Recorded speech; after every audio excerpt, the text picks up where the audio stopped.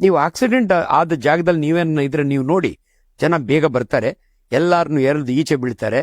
ಮೊದಲು ನೀರ್ ತಗೊಂಬ ಅಂತಾರೆ. ಎಲ್ರ ಮುಖದ ಮೇಲೆ ಪಚ್ಚ ಪಚ್ಚ ಅಂತ ಹೊಡಿತಾ ಹೋಗ್ತಾರೆ. ಒಂದಿಬ್ರು ಕಣ್ಣೇ ಬಿಡೋದಿಲ್ಲ, ಅಂದ್ರೆ ಸತ್ತೋಗಿದಾರಂತೆ. ಮೂಗತ್ರ ಕೈ ಇಟ್ರೆ they are dead, spot death. ಇನ್ನಿಬ್ರು ಸತ್ತಂಗೆ ಕಾಣ್ತಾರೆ. ಮುಖಕ್ಕೆ ನೀರು ಹೊಡೆದ ತಕ್ಷಣನೇ ಮೆಲ್ಲ ಕಣ್ಬಿಡ್ತಾರೆ. ಎಲ್ಲಿದ್ದೀನಿ ಅಂತ ನೋಡ್ತಾರೆ, ತಿರ್ಗ ಹಂಗೆ ಮಲ್ಕೋತಾರೆ. ಇನ್ನಿಬ್ರು ತೊಡೆ ಮೂಳೆ ಮುಡ್ಕೊಂಡಿರ್ತಾರೆ, ಅವರೇ ಬಡ್ಕೋತಾ ಇರ್ತಾರೆ. ಅವ್ರು ನೀರ್ ಕೇಳ್ತಿರ್ತಾರೆ. ಈಗ ಗೊಂದಲ ಏನ್ ಗೊತ್ತಾ ಸರ್, ಈ ಕಣ್ ಬಿಟ್ಟು ಸುಮಾರಾಗಿ ಹಿಂಗೆ ಎದ್ದು ತಿರುಮಲ್ಕೋತಾನಲ್ಲ, ಅವನಿಗೆ ನೀರು ಕುಡಿಸಿ ಅಂತ ಜನ ಮಾಡೋ ಮೊದಲನೇ ಮಿಸ್ಟೇಕ್ ಅಂತ ನಾನು ಮೊದಲೇ ನಿಮ್ಗೆ ಹೇಳ್ಬಿಡ್ತೀನಿ. ಯಾಕೆ ಅಂತ ನಾನು ಎಕ್ಸ್ಪ್ಲೈನ್ ಮಾಡ್ತೀನಿ. ತುಂಬಾ ಜನ ಏನಾಗುತ್ತೆ, ಇವ್ನು ಬದುಕಿದನ್ ಕಣೋ, ಕೆಂಪೇಗೌಡ ಹಾಸ್ಪಿಟ್ಲು, ವಿಕ್ಟೋರಿಯಾ ಹಾಸ್ಪಿಟ್ಲ್ಗೆ ಹೋಗೋವರೆಗೂ ಬದುಕಬೇಕು ಅಂದ್ರೆ ನೀರು ಕುಡ್ಸಾನ ಅಂತ ನೋಡ್ತಾರೆ. ಸರ್, ನೀರು ಅವನಿಗೆ ಇವಾಗ ಎಲ್ಲಾ ಕಡೆ ಬಾಟಲ್ ನೀರು ಸಿಗುತ್ತೆ. ದಯವಿಟ್ಟು ನಾನು ಹೇಳ್ತೀನಿ, ಅವನು ತೇಲ್ಗಣ್ಣು ಮೇಲ್ಗಣ್ಣು ಬಿಡ್ತಿರ್ತಾನೆ, ಹಿಂಗ್ ಮಲಗಿರ್ತಾನೆ ಹಂಗಾತ. ಯೂಶಲಿ ನಮ್ಮ ಭಾಷೆಯಲ್ಲಿ ಸೆಮಿ ಕಾನ್ಶಿಯಸ್ ಅಂತೀವಿ, ಕನ್ನಡದಲ್ಲಿ ಅರ್ಧ ಜೀವ ಅಂತಾರೆ. ಅವನಿಗೆ ನೀರ್ ಕುಡ್ಸಕ್ ನೋಡ್ತಾರೆ ಸರ್. ಯಾಕಂದ್ರೆ ಜನಗಳಿಗೆ ಅನ್ಸುತ್ತೆ ನೀರ್ ಕುಡಿದ್ರೆ ಇಂಪಾರ್ಟೆಂಟ್ ಅಂತ. ಅವನಿಗೆ ನೀರಿಂಗ್ ಕುಡಿದ್ರೆ ಗುಟ್ಟಕ್ಸಲ್ಲ ಸರ್. ನೀರು ಕುಡಿಬೇಕಾದ್ರೆ ಗುಟ್ಟಕಿಸ್ಬೇಕು, ಸ್ವ್ಯಾಲೋ ಮಾಡಬೇಕು. ಅನ್ಫಾರ್ಚುನೇಟ್ಲಿ ಅವನಿಗೆ ಬ್ರೈನ್ಗೆ ಏಟು ಬಿದ್ದಿರೋದ್ರಿಂದ ಅವನು ಡೆತ್ ಆಗಿಲ್ಲ, ಬಟ್ ಅವನಿಗೆ ಲೆವೆಲ್ ಆಫ್ ಕಾನ್ಶಿಯಸ್ನೆಸ್ ತುಂಬಾ ಕಡಿಮೆ ಇರುತ್ತೆ. ಅವನು ತೇಲ್ಗಣ್ಣು ಕುಡ್ಗಲ್ಲ, ಅಷ್ಟು ನೀರು ಈಚಿಗೆ ಬರುತ್ತೆ. ಅಷ್ಟರೊಳಗಾಗಿ ಅನ್ಫಾರ್ಚುನೇಟ್ಲಿ ಒಬ್ಬ ಬುದ್ಧಿವಂತ ಬರ್ತಾನೆ. ಅವನು ನಿನಗೆ ಕುಡ್ಸಕ್ ಬರಲ್ಲ, ನಾನ್ ಕುಡಿಸ್ತೀನಿ ನೀರು ಅಂತ ಹೇಳಿ ಬಾಯಿ ಹಿಂಗ್ ಮಲಗಿರ್ತಾನಲ್ಲ, ಹಿಂಗ್ ಮಾಡ್ತಾನೆ, ಬಾಯಿ ಒಳಗೆ ಇಡ್ತಾನೆ, ಇದನ್ನ ಹಿಂಗ್ ಎತ್ಬಿಡ್ತಾರೆ. ಅರ್ಧ ಬಾಟ್ಲು ಒಳಗಡೆ ಹೋಗುತ್ತೆ ಸರ್.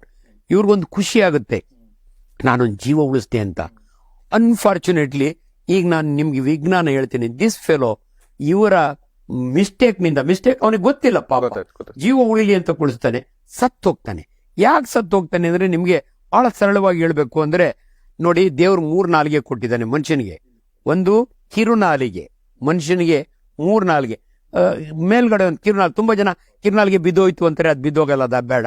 ನಾವು ಮಾತನಾಡುವ ನಾಲಿಗೆ ಇದೆಯಲ್ಲ ಸರ್, ವೆರಿ ಪವರ್ಫುಲ್ ಟಂಗ್, ಅದು ಹಿಂದಕ್ಕೆ ಬಿದ್ದೋಗಲ್ಲ. ಎಕ್ಸೆಪ್ಟ್ ಪೇಷಂಟ್ ಏನನ್ನ ಅನ್ಕಾನ್ಶಿಯಸ್ ಆಗಿದ್ದರೆ, ದಯವಿಟ್ಟು ಮನೆಯೊಳಗೆ ಸಡನ್ ಆಗಿ ಅಮ್ಮ ಅಡಿಗೆ ಮನೆಯಲ್ಲಿ ಬಿದ್ದೋಗ್ತಾಳೆ ಅನ್ಕೊಳ್ಳಿ, ಎಲ್ಲೋ ಲೋ BP-ನೋ ಲೋ ಶುಗರ್ ಆಗಿ ಅಂತಾನ ಬಿದ್ದಿರೆ, ದಯವಿಟ್ಟು ನಾವು ಮಾಡಬೇಕಾದ ಮೊದಲನೇ ಕೆಲಸ ಸೈಡಿಗೆ ತಿರ್ಸ್ಬೇಕು. ಯಾಕಂದ್ರೆ ಅನ್ಕಾನ್ಶಿಯಸ್ ಪೇಷಂಟ್ಗೆ ನಾಲಿಗೆ ಹಿಂದಕ್ಕೆ ಬಿದ್ದೋಗುತ್ತೆ, ರೆಸ್ಪಿರೇಟರಿ ಟ್ರ್ಯಾಕ್ಟ್ ಅಬ್ಸ್ಟ್ರಕ್ಷನ್ ಆಗಿ ಸತ್ತೋಗ್ತಾರೆ. ಈಗ ಯಾಕೆ ಹೇಳಕ್ ಹೋದೆ ಅಂದ್ರೆ, ಇನ್ನೊಂದು 3ನೇ ನಾಲಿಗೆ ಇದೆ, ತುಂಬಾ ಜನಕ್ಕೆ ಅದು ಗೊತ್ತಿಲ್ಲ. ಎಪಿಗ್ಲಾಟಿಸ್ ಅಂತೀವಿ, ನಾಲಿಗೆ ಹಿಂದೆಗಡೆ ಇರುತ್ತೆ ಅದು. ಈಗ ನೋಡಿ, ನೀವು ಮಾತಾಡ್ತಾ ಇದ್ದೀವಿ, 22 ಟೈಮ್ 1 ನಿಮಿಷಕ್ಕೆ ಉಸಿರಾಡ್ತಾನೆ ಇರ್ತೀವಿ. ಮಧ್ಯಾಹ್ನ ನೀರು ಕುಡಿಬೇಕು ಅಂದ್ರೆ ನೀರು ಕುಡಿಯೋದು ಯಾವುದೇ ಗುಟುಕಿಸ್ದಿರ ನಿಮ್ಮ ಊಟ ಈ ಸಭೆ 2 ಟ್ಯೂಬ್ ಇದೆ ಸರ್. ಒಂದು ಟ್ರೇಕಿಯ ಉಸಿರಿನ ನಾಳ 6 ಇಂಚ್ ಇರುತ್ತೆ, ಅದ್ರ ಹಿಂದೆ ಅನ್ನನಾಳ, 2 ಪ್ಯಾರಲಲ್ ಪೈಪು. ಈ ಜಾಗನ ನಾವು ಪ್ಯಾರಿಂಗ್ಸ್ ಅಂತೀವಿ.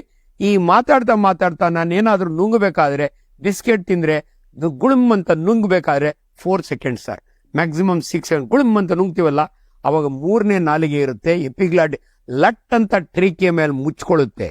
ಅದು ಮುಚ್ಕೊಳ್ದ ಇದ್ರೆ ಒಂದು ಅಗಳು ಅನ್ನ ಟ್ರೇಕಿಯಾಗಿ ಹೋದ್ರೆ ಬ್ರೈನ್ ಈಸ್ ಎ ಸುಪ್ರೀಂ ಆರ್ಗನ್ನು, ಅದಕ್ಕೆ ಗೊತ್ತಾಗುತ್ತೆ.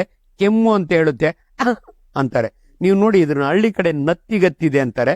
ಯಾರನ್ನ ಕೆಮ್ಮಿರ ತಕ್ಷಣ ಅಜ್ಜಿ ಬಂದು ತಲೆ ಮೇಲೆ ನೀರ್ ಹಾಕಿ ಯುಟ್ಟಿಡ್ದು ಎತ್ತಾರೆ, ಕಿರ್ನಾಲ್ಗೆ ಬಿದ್ದೋಗಿದೆ ಅಂತ. ಅದಲ್ಲ ರೀಸನ್ನು, ಅವ್ರಿಗೆ ಕಾನ್ಶಿಯಸ್ ಇರುತ್ತೆ, ಕೆಮ್ಬಿಡ್ತಾರೆ.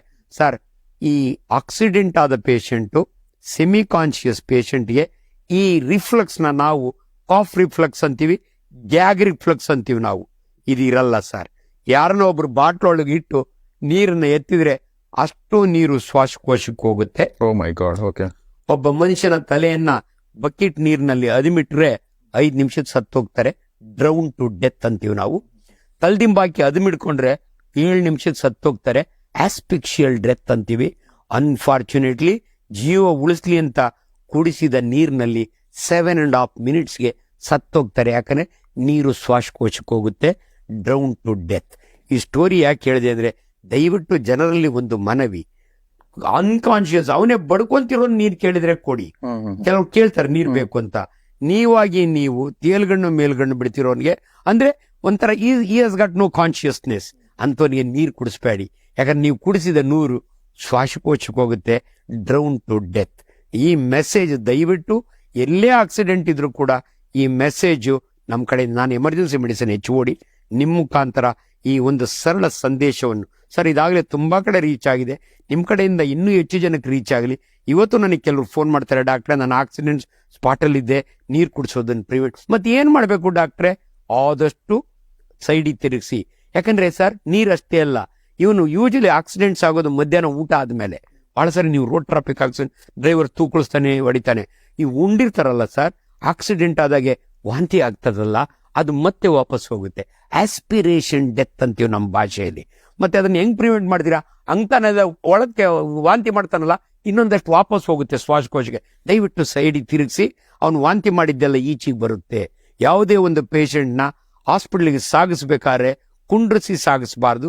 ಒಂದು ಸೈಡಿಗೆ ತಿರುಗಿಸಿ, ಸಾಧ್ಯವಾದ ಫುಟ್ ಅಂಡ್ ಎಲಿವೇಟ್ ಇರಲಿ, ತಲೆ ಕೆಳಗಡೆ ಇರಲಿ, ಅವರು ವಾಂತಿ ಮಾಡಿದ್ದೆಲ್ಲ ಈಚೆಗೆ ಬರಬೇಕು, ಅದು ಮತ್ತೆ ವಾಪಸ್ ಹೋಗ್ಬಾರ್ದು. ಸೊ ನಿಮಗೆ ಒಂದು ಒಳ್ಳೆಯ ಸಂದೇಶ ಹೇಳಿದೆ.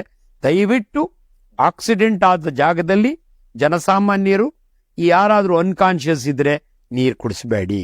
ಸಾಧ್ಯವಾದ್ರೆ ಒಂದು ಡ್ರಿಪ್ ಹಾಕಿ. ನಿಮ್ಗೆ ಹಾಕಕ್ ಬರಲ್ಲ, ಓತ ದಾರಿ ಒಳಗೆ ಕ್ಯಾತ್ಸಂದ್ರದಿಂದ ಬೆಂಗಳೂರಿಗೆ ಬತ್ತ ದಾರಿ ಒಳಗೆ ನೆಲಮಂಗಲದಲ್ಲಿ ಒಂದು ಕ್ಲಿನಿಕ್ ಸಿಕ್ಕಿದ್ರೆ ಒಂದು ಡ್ರಿಪ್ ಹಾಕ್ಸ್ಕೊಳ್ಳಿ ಬೇಕಾದ್ರೆ. ಇಲ್ಲರೆ ಅದೂ ಬೇಡ, ಆದಷ್ಟು ಬೇಗ ಹಾಸ್ಪಿಟ್ಲಿಗೆ ತರಿಸಿ. ಅಂಡ್ ಎಲ್ಲನ ಬ್ಲೀಡಿಂಗ್ ಆಗ್ತಾ ಇದ್ರೆ ದಯವಿಟ್ಟು ಬ್ಲೀಡಿಂಗ್ ಸ್ಟಾಪ್ ಮಾಡ್ಬೇಕಾದ್ರೆ ಒಂದು ಕರ್ಚೀಫ್ ಬಟ್ಟೆನ ಕಟ್ಟಿ. ಇಷ್ಟು ವೆರಿ ಇಂಪಾರ್ಟೆಂಟ್.